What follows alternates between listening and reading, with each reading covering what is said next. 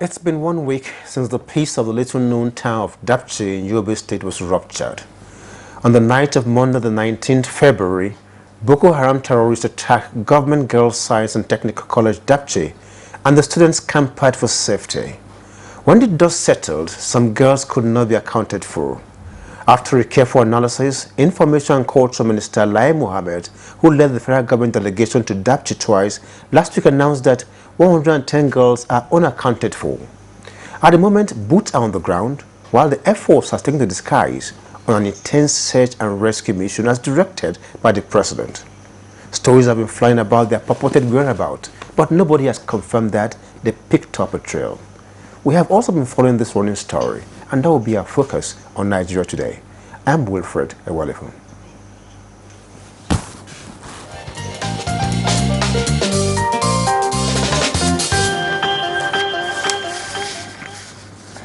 Thank you very much. This is Nigeria Today, and we're looking at Dapchi attack 1 week after. We have in the studio the first multinational Joint Task Force Commander in the Northeast, Brigadier General Jonathan Temlong. General, it's good to have you join us. Thank you. It's a pleasure. And also with us in the studio is a journalist and public affairs analyst and now a lecturer, Dr. Albishak. Dr. Albishak, thanks for joining us. Thank you very much. Hello, viewers. And in the course of the program, we hope to be joined by Skype. That one of our correspondents in Damaturu will join us by Skype, our correspondent Hussein Mohammed Isa, who was in Dapchi earlier in the day. But we'll keep a watch and see how he joins us by Skype. But let us start off with our guest in the studios now. Now, beginning with General Temlong.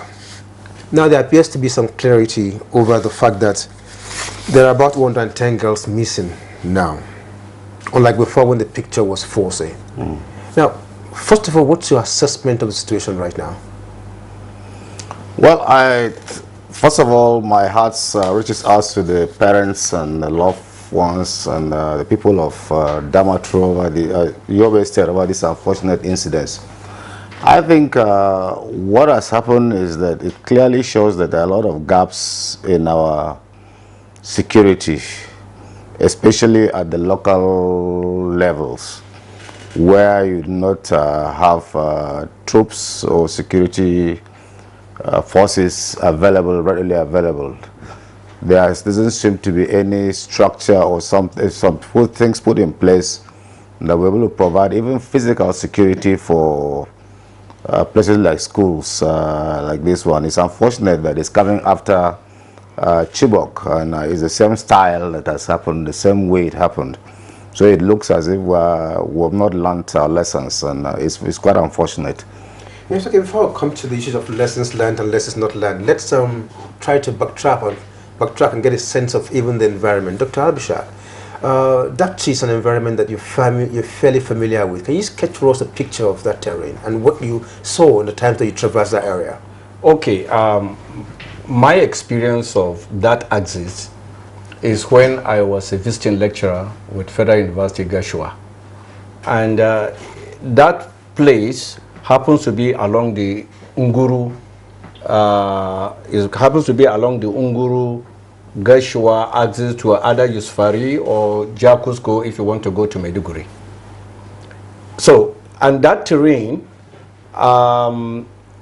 is a kind of a challenging terrain in the sense that it's a kind of an open kind of savanna, even though of course it's a bit of a Sahara kind of with a lot of sand dunes, so to say, around the area. But just along that road is also a very bad road. The road is completely bad when you're moving from Nguru to Gashua. And then between between Nguru and Gashua, you find that there is a big kind of forest that intersects that particular environment. Very big, and I think it leads to a very large expanse of land that probably leads endlessly somewhere maybe into another country. So that is how the terrain is. And then along the road you find a lot of military checkpoints. There are military checkpoints around that area. Now, at least that's how rough, yes, that area is. Okay, but you also talked earlier on about the fact that they observed that particular school. Yes. Why? Now, the disturbing thing, this recent incident in Dapchi didn't come to me as a surprise. I had always felt it would happen, even though I didn't know how soon it would, or later, how sooner or later it would happen. Now, this is because there is this culture in that environment whereby schoolgirls are carried about in open trucks. They'll just carry them like that in open trucks. Some of them, they pass noisily, sometimes quietly. And the people, because it's a familiar thing, they'll just come and cross through these military checkpoints and pass, especially when they come from that Nguru axis. They'll come through Gashua. Now, it's in particular, opposite Federal University Gashua, there is a military checkpoint. They will just come and pass through, effortlessly. Sometimes they go pass through the town, or they will curve around the expressway that leads towards Yusufari axis, and they will go, and nobody asks questions. Now, the first time I happened to see girls being carried in these open trucks, I was alarmed. And I was asking some of these military people at the checkpoint that, look, don't you ask questions? These girls, I know this is not Borno State, this is not Chibok, but don't you think that the way these girls were kidnapped and stolen away from their terrain, from their school, don't you think such a thing could also happen here? So that culture of allowing girls to be carried about in open trucks like animals, ironically, or in the same vein, that area has plenty of livestock. You'll find that plenty of livestock are also carried in open trucks. We should be able to draw a line between human beings and animals. Okay. And we shouldn't allow this kind of thing to happen. Okay. And the federal government in particular must do something decisively about this. Okay. And I hope that this appeal, the federal government will take it seriously. Thank you very much, Dr. Bishak. General Temlon, did we let down our guards? Well, I don't think necessarily that we dropped our guards. The major problem in asymmetric warfare is that the enemy, you could put it in quotes, is within, it lives within you. And so our major challenge has been as a country is that we are not security conscious.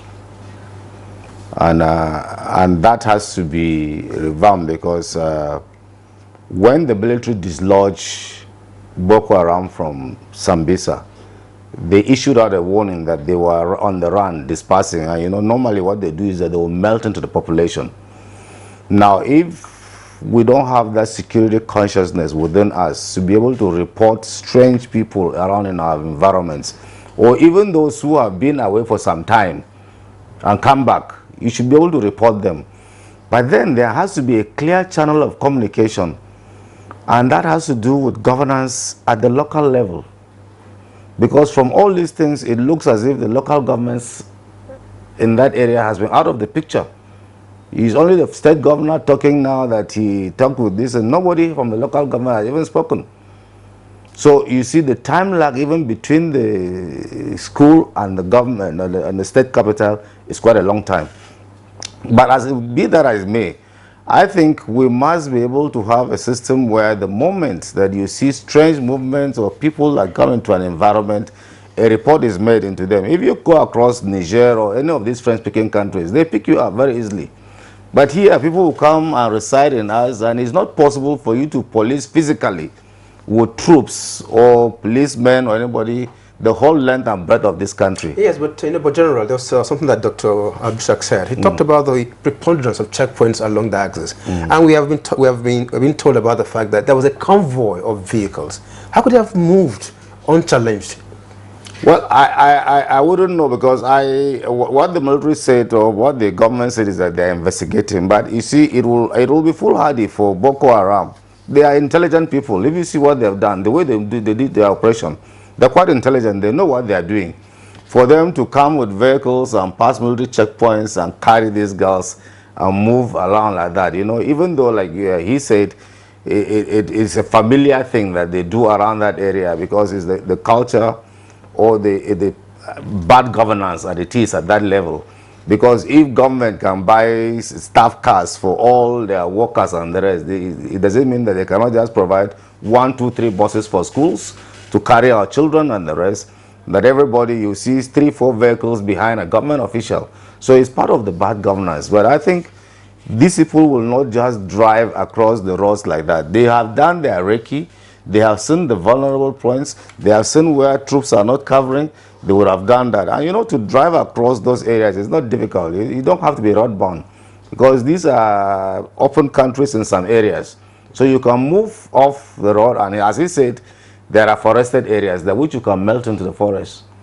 So it's the terrain to provide them cover for them to be able to carry out that without being detected. But it's unfortunate. I hope that the military will come up with the investigation and find out the way they... Okay. Well, General, we'll go into the aspects of the military and order, but let's just still deal with the issue of the civil governance. Dr. Abishak, do you see any failure with regards to the governance structure in all this? Well, actually, I'm not so much concerned about the governance as much as the attitude of the people. There was something the General said, which we should really take into cognizance. The attitude of the people themselves. But remember one thing. Yeah. For the people, somebody provides leadership. So you've got to ordinarily, provide that leadership. That is where the governance comes in. Even if you're talking about the people being aware, being alert security-wise, somebody has to sensitize them to that. Yes, well, sensitization, what we are doing here is also part of the sensitization. But you see, basically what I'm trying to say is that this issue of Boko Haram is not a new thing anymore. Nor the kidnap of girls or whatever. We have to, if we look at what is happening abroad, you'll find a situation whereby somebody... I'm sorry, I need to pause you now because I'm being told right now that we have been able to establish link with our correspondent Husseini Mohammed Isa in Damatru. Well, Husseini, thanks very much for joining us on Nigeria Today, Husseini. And let's go quickly, you were in Dapchi today. What is the atmosphere in Dapchi, especially with the families of the girls that were abducted? Well, the atmosphere is very calm. People in Dapchi have gone back to their normal activities. Business activities are gradually picking up. But when you go to the secondary school where the incident happened, you realize that both the staff and the student are no longer there. They have deserted the school. And actually, the school, the people there, especially the parents, the anxiety there is a little bit high, because the parents are not pleasant with the information they are getting, especially as regards to the situation of their children. And actually, the parents are in deep agony because the situation of their children, especially those who are in JS1 and were really abducted, this is a very great source of concern, especially to the parents and the community in general. Were you able to talk to the parents and probably some of the eyewitnesses to the attack? Were they able to recall what exactly transpired on that fateful day? Yes, actually, when I went there, I was opportune to speak with the chairman of the Association of Abducted School Children in Dapchi, who is Bashir Goma. I discussed with him very extensively, and what he told me was the attackers actually came into the town around 6:30 in the evening, and they went straight. Unfortunately, they couldn't locate where the school is, but they found somebody who is an indigenous of the town who directed them to the school.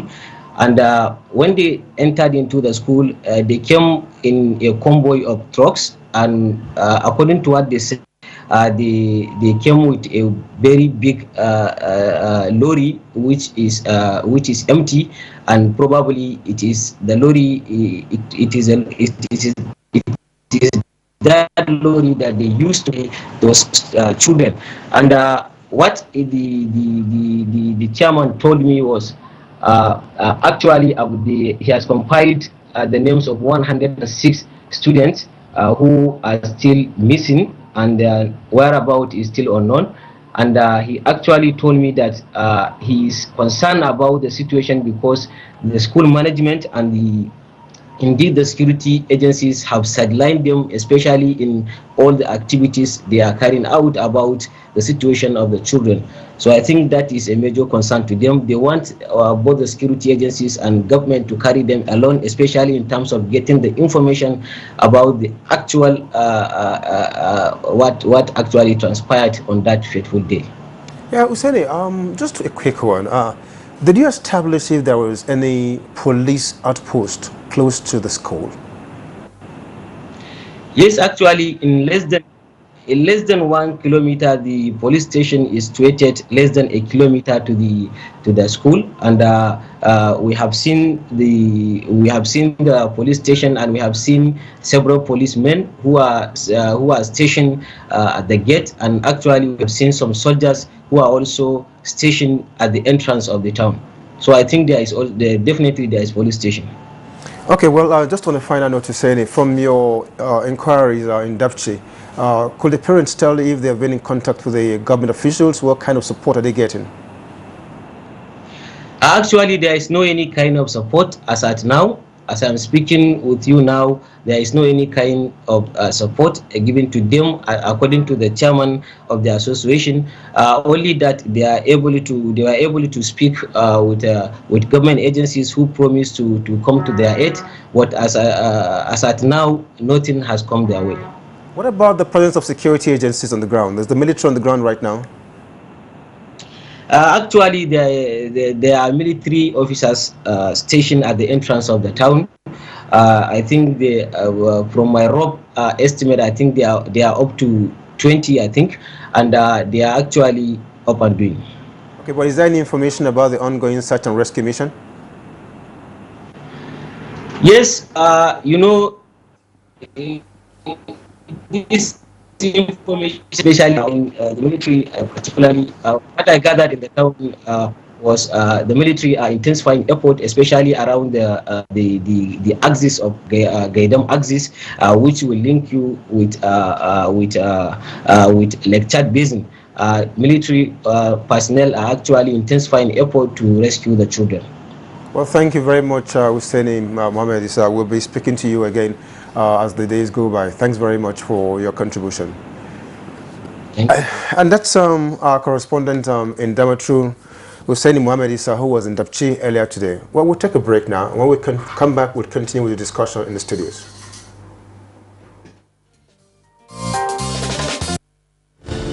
Coming up on NTA News 24. Nigeria Today, 7:30, Monday to Friday, with exciting anchors on topical issues.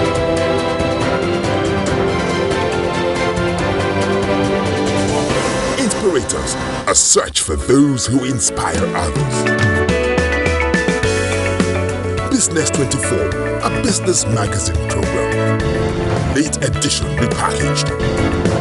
Fresh and exciting programming on NTA News 24. Stay with us.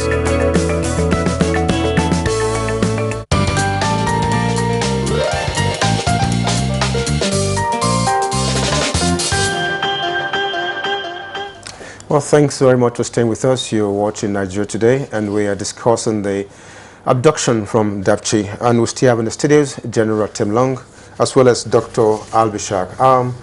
Before we went on the break, we're talking with our correspondent, Damatru Husseini. And gentlemen, you listen to him give an account of what is playing out right now in Dapchi and the surroundings. Let me start with you, Dr. Albishak. What do you make of the situation with regards to the parents of the abducted children?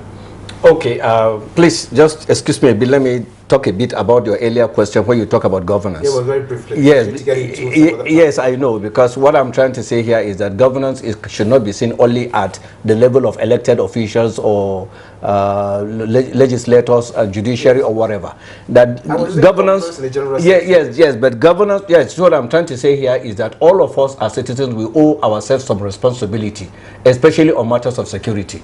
We shouldn't fold our arms. When insurgents just come and swoop on us, there was a report that said that after the insurgents came and left, that some people went and used their cell phones to take picture of the food store, which they confirmed that no food was taken. Now, what I'm saying, since they know the relevance of handsets in matters like this, somebody somewhere should be hiding to be taking video recording plate numbers, the kind of trucks that are being called, and some of the faces, because abroad, once they remember sometime in London, so years back, when there was this bomb blast in the train station, the security forces were able to pick traces from some of those video footages. So I'm trying to make an appeal to our citizenry that in matters of insurgency like that, in fact, the earlier report we even had was that when these people went to Dapchi, they were first of all misled to a primary school. So in between this time, because the person who misled them was intelligent enough to do that. So in between, somebody should be able to use his cell phone to be able to take pictures that are going to be useful to the security agencies. Otherwise, we can't expect our security just to play, just to do magic. Of the school. That's the school we have on the screen right now. Yes. Now, talking about the environment, or what I made of the report, or the parents, or whatever, well, it's a very sad situation. We are all parents, and all of us, even directly or indirectly, we are all affected. Okay, yes, okay, fine, Dr. Abhishek. Thank you very much. You know, we're all affected, and now the thrust really is upon search and rescue. We must get back the girls. That is the declaration of the federal government's dedication. Jonathan Long, how much of a task is that for security agencies? Well, it is a great task. You see, in this sort of operations, you rely a lot of intelligence, especially human intelligence in our case, because technology is not on our side. So you rely more on human intelligence. And like what he said, now you find out that our people are complacent. They don't want to volunteer information, and you see a large body of people move. It takes all these things. That's why a large body of human beings will move into the country with their cattle and the rest. Nobody will report. But just like what you had a correspondent talking about, you know, talking about the convoy of vehicles, the large vehicles. I mean, it's not amazing that in an area of conflict, I mean, where there's some concern about security, that you can have that such free movement? It's amazing. More so, like what he said, that within that locality there's a police post. So it shows you that even the civil administration at that level, per se, there's a lot of complaints. I don't want to pass judgment, but I think you should be able to know what has happened. That if they were misdirected to a primary school, as it were, then it meant that somebody should have known and alerted the school as quickly as possible that there is a large body of people here who have come looking for the school but were misdirected into a primary school. So they would have taken evasive measures to protect those things. But to come to your question, definitely it's a real task, because one, the terrain, if it's forested, as he said, you're going to have a lot of problems even from the air to get into that. I know the terrain is such that you might not be able to drive your vehicles inside there. So you have to be dismounted, and so to catch up with them will be a problem, because the time lag between the time they left and the time the military or the security were alerted to start and the go ahead to start. So I think even from the air, as they try to calm the area from the air, we will need a lot of people on the ground who should be given intelligence to the security, that look, they have seen some movements here, people have camped here, and you know that they won't eat, they won't live off the land. They have to come and buy food somewhere, unless they have enough food that they have stored somewhere. If not so, they will still come to buy food. And so if you come to buy food in locality, if somebody who is not known in that locality comes to buy all the kose and kunu that they make in the morning, and goes, and there is no wedding or naming ceremony in his house, it means he's taking it to go and feed some people. So these are sort of things that must be done to pass information as quickly as possible. But it's an intelligence-based operation. Yes, okay, well, I'd have liked to stay with you, but I need to bring in Dr. Albishak at this point, really. I mean, he talked about some of the lessons that we probably could have learned from the Chibok station with regards to really how people can ordinarily volunteer information. But why is it that people seem reluctant sometimes to provide this information? Because wherever these people are passing through, they're passing through routes. They are coming across people. Why are people reluctant to provide this information? Well, I don't know really whether I would say people are reluctant to pass information, because from what we have been told, this Boko Haram, I mean the fight by the Nigerian military, which has done creditably well, has been done in conjunction with the local vigilante groups. And so I don't know to what extent these vigilante groups have been integrated effectively into the security architecture of that environment, especially of the Nigerian armed forces, to see how, because they are the people that are there on ground and should be able to work effectively with this, within the security network, to be able to help the armed forces. So I really don't know whether there's complacency, but it's just that it's so baffling because this is completely a national embarrassment, Thank you very much, given what has been happening. Well, our time is fast spent, unfortunately, and we cannot take much more. But just a quick one, General. What about neighboring countries? How helpful can they be to us, at this point, very quickly? Well, you see, that area is, they can easily move across to Niger. So now that we have a multinational joint task force, or Chad, or the three, as they head towards the basin, those three countries, or all the neighboring countries, will be very, very effective for us in trying to track down these children, because if they take them across, they should be able to give us information and even buzz the area. Thank you very much, General Temlang. It's a pleasure. Yes. Well, on that note, we will be rounding off this program for today. I'd like to thank my guests very much for coming, starting with Dr. Albishak. Thanks very much for coming. Thank you very much. And please let the government stop that culture of allowing schoolgirls to be carried in open trucks. Thank you very much. And General Temlang, thanks as always for joining us whenever we call. Always my pleasure. We have been discussing the attack on Dapchi and the abduction of about 110 girls. According to the Minister of Information, Lai Mohammed, about that number is still unaccounted for. That's our program for today. Thanks very much for watching. And if you have any information, please pass it on to the next security force you can get to.